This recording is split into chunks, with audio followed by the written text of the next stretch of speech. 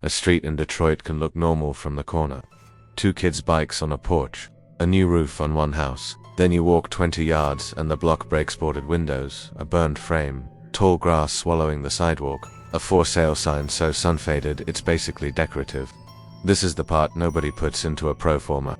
Not the purchase price, not the rent estimate, the part where the neighborhood stops being a market and starts being a maintenance problem you can refinance away. Detroit didn't get expensive and correct. It lost the thing real estate secretly feeds on, a steady, growing base of paychecks. When an industrial economy weakens, the damage shows up in property in a specific order. Jobs thin out, people leave, occupancy drops, the tax base shrinks, services strain, then values don't just fall, they get sticky. Not the rent estimate. You can't comp shop your way out.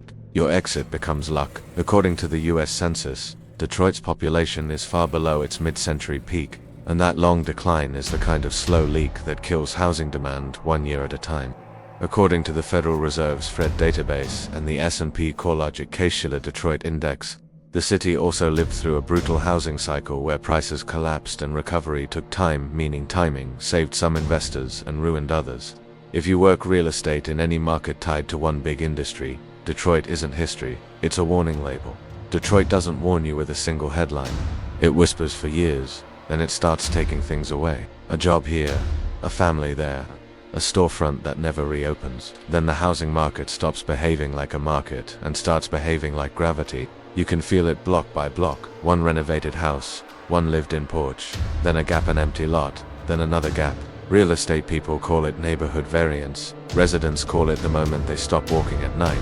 This matters far outside Michigan because Detroit is the cleanest case study in what happens when a city is tied too tightly to one industrial engine and that engine stalls. According to the US Census Bureau estimates reported by the Associated Press, Detroit fell from roughly 1.8 million residents at its mid-century peak to about 633,218 in 2023, decades of demand bleeding out slowly enough that it felt normal until it didn't. And once people leave, housing doesn't just get cheaper, it gets harder to finance, harder to insure, harder to sell, harder to maintain. That's when low prices stop being bargained and start being traps. According to Detroit Future City's 139 square miles report, the American Community Survey was showing roughly 30% of Detroit's housing units vacant more than 100,000 units.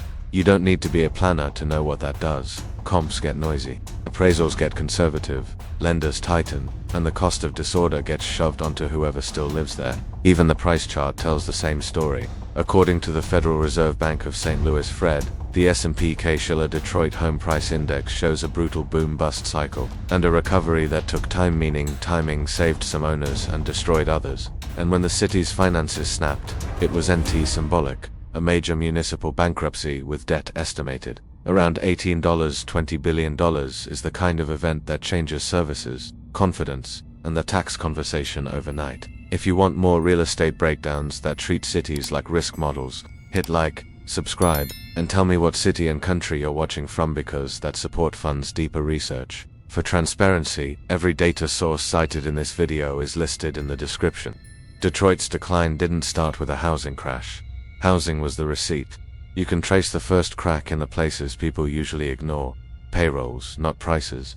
When the paycheck engine in a one-industry town starts sputtering, real estate doesn't politely adjust. It gets weird. It becomes a game of pockets. One street holds, the next one empties out. Detroit lived that movie for decades. Look at manufacturing employment in the Detroit-Warren-Dearborn metro. The Federal Reserve's Fred series built from US Bureau of Labor Statistics data shows a long arc that bends down hard in the early 2000s and again around the Great Recession, then never returns to its old shape. That's not just jobs left. That's fewer paychecks competing for the same housing stock, fewer new households forming locally, fewer buyers stepping up when an owner needs to sell. And when those paychecks shrink, people vote with their feet. The US Census Bureau estimates, reported by the Associated Press, put Detroit's population at 633,218 in 2023, after decades of decline from the city's mid-century peak. It's easy to say population loss like it's abstract. In real estate it means one thing: Demand is leaking out of the system every year, and the leak compounds because the next buyer is also a potential neighbor, a taxpayer, a customer, a parent in the school district. Vacancy is the multiplier that turns a soft market into a dangerous one. Detroit Future Cities 139 Square Miles Report, citing the American Community Survey 2011 to 2015, put vacancy at 30% of Detroit housing, 109,788 units. When a third of a city's housing stock is empty, you don't get normal comps. You get distorted appraisals. You get lenders who get conservative by reflex. You get investors who underwrite cash flow but forget the neighborhood's carrying costs: boarding, mowing, security, vandalism, repairs. The kind of expenses that don't show up in a Zillow estimate. Here's the part that matters for operators watching other industrial markets today. Once vacancy gets high enough, prices stop being signals, they become symptoms. A house selling for cheap isn't always undervalued. Sometimes it's priced accurately for the risk that the block never comes back. That's when liquidity disappears. You can buy it, you just can't exit it on your schedule. The Case-Shiller price series for Detroit tells the timing story in a way that's almost cruel. FRED's S&P Case-Shiller Detroit Home Price Index shows the boom, the collapse, then a climb back that took time, years, where being early didn't make you smart, it made you stuck. In a thin liquidity market, time in the market ISNT, the same as at LLB fine. Carrying costs can eat you while you wait for the chart to heal. Then the city's fiscal stress turned from background noise into a headline event. Detroit's Chapter 9 filing in 2013 was widely described as the largest municipal bankruptcy in U.S. history, with obligations commonly cited in the $18–20 billion range. For real estate, a municipal crisis isn't just a civics lesson. It shows up in service, reliability, perception, and the tax conversation. People forget this. Property values aren't just about the house. They're about whether trash pickup happens, whether streetlights work, whether emergency response feels dependable. When confidence breaks, buyers demand a discount. When the discount gets big enough, even small shocks can push a neighborhood into a downward spiral. Detroit also teaches something most spreadsheets don't. Industrial decline, doesn't have to mean the industry died. Sometimes it moved. The Economic Innovation Group noted in 2025 that Michigan has far fewer auto jobs than it did in the 1950s, and argued that Detroit, Michigan's struggles are tied to relocation as much as national auto decline. That distinction matters. If your market today is anchored to one employer, one supply chain, one identity, your risk isn't only will the sector collapse, your risk is will the sector relocate. That can happen quietly. New plants go elsewhere, expansions land elsewhere, younger workers follow the next opportunity. Housing feels it later, but it feels it hard. This is why Detroit is still a live warning label for industrial real estate.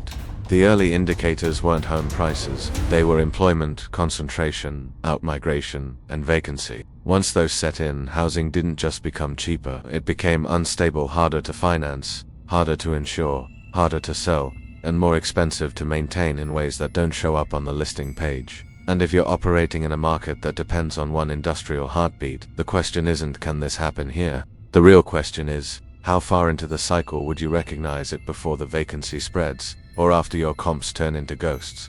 Detroit is the kind of place people love to turn into a punchline. Cheap houses, endless blight, buy a block for the price of a car. That story gets clicks. It also gets investors hurt, because it skips the only part that matters. Detroit didn't just fall. It also shows you what recovery looks like when it's uneven, neighborhood by neighborhood, and when the city is trying to repair the ground under the housing market at the same time it's trying to grow it. After the bankruptcy era, the city and its partners leaned hard into a blunt tool, removed the dead weight. The City of Detroit's housing market study, prepared with HR&A advisors, notes that from 2019 to 2023, the city averaged about 2,240 demolitions per year, and that over 11,000 homes have been demolished since 2019. That number is not a trivia stat. Demolition is a housing policy. It changes comps. It changes appraisal, confidence. It changes the way a buyer feels driving through a neighborhood. It's also an admission. Some structures will never come back as housing, and pretending otherwise is how a city gets stuck. Then there's the wealth story, real wealth, not paper optimism. The University of Michigan's Poverty Solutions work, highlighted by the Ford School, says Detroit homeowners' home wealth rose by $700 million in 2023, and that black homeowners accounted for a large share of the gains, with $3.2 billion in added home wealth since 2014 cited in that summary. The Associated Press reporting on the same poverty solutions. Research adds sharper detail between 2014 and 2022. The estimated home value for black homeowners rose by about 80%, from $3.4 billion to $6.2 billion, and the combined net value of owner-occupied homes rose from $4.2 billion to $8.1 billion in that period. That's the part operators should sit with for a second. Detroit's decline created generational harm. Detroit's partial recovery is also creating generational wealth for people who stayed. That's not a soft feel-good line. It has real implications for housing demand. Households with rising equity behave differently. They repair, they refinance, they invest in their blocks, they anchor schools and small businesses. When equity grows, housing becomes sticky in a healthy way. But the recovery story is dangerous if you treat it like a blanket statement. Even the best numbers hide friction. Axios, citing an analysis using Zillow data, reported a large valuation gap for black-owned homes versus white-owned homes in Metro Detroit, with black-owned homes valued substantially lower on average. That matters because Detroit is a city where the homeowner base is overwhelmingly black. If appraisals and valuations lag, refinancing becomes harder, rehab becomes harder, and the wealth-building flywheel spins slower than it should. Financing is another choke point that doesn't show up in Detroit comeback headlines. Detroit Future City's mortgage research has emphasized the challenge of small-dollar mortgages, and the reasons applications get denied, issues that hit hardest in neighborhoods where home prices are low but rehab needs are high. In plain terms, the house might be cheap, but the capital stack is not. If you can't get a loan that matches the property value, cash buyers dominate, and that changes who benefits. So what's the lesson for real estate operators watching other industrial markets right now? First, don't confuse low prices with low risk. Detroit teaches that the most expensive asset is the one you can't exit. Liquidity is a feature, not a bonus. Before you buy, you need to know whether your neighborhood has buyer depth, not just a few rehabbers playing musical chairs. Second, track vacancy like it's a rate chart. Detroit Future City's 139 square miles report flagged 30% vacancy over 109,000 units using AX data. That kind of vacancy breaks the feedback loop that normally keeps housing healthy. If you see vacancy rising in an industrial city today, you don't wait for the price index to confirm it. By the time the index reacts, the block is already changing. Third, watch municipal capacity the way you watch cap rates. A city can't support stable property values if services collapse. Detroit's bankruptcy era is the clearest example of what happens when confidence in the city's ability to function takes a hit. Fourth, the best opportunity in a stressed industrial market is rarely the whole city. It's specific corridors where employment, infrastructure, and demand are real, and where public action like targeted demolition and stabilization is reducing the chaos factor.